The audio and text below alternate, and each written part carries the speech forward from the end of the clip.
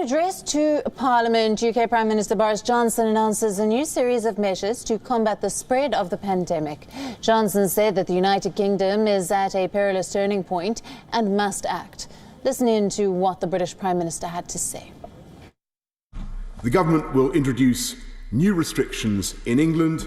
First, we are once again asking office workers who can work from home to do so.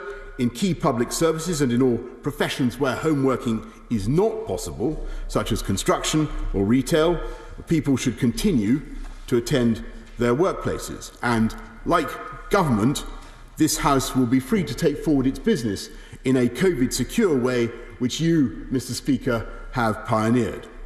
Second, from Thursday, all pubs, bars and restaurants must operate a table service only, Mr. Speaker, except for takeaways.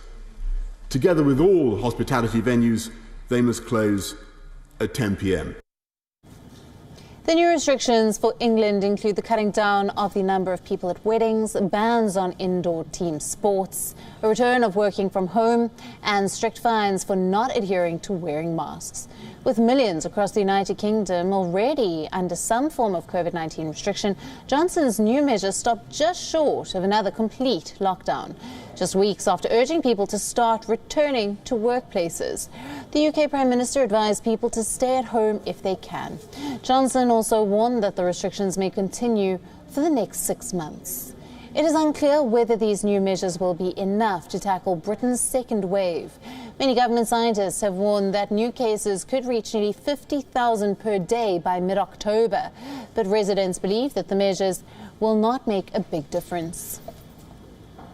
I think probably just closing the bars at 10 ultimately won't go far enough, and they'll probably need to do a bit more, looking at how the curve's going up quite sharply.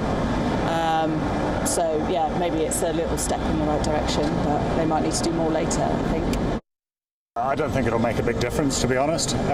So probably within a couple of weeks they'll have to announce something a bit more stringent.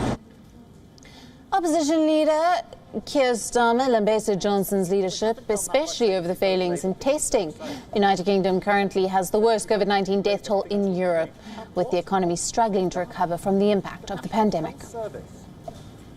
The welfare state.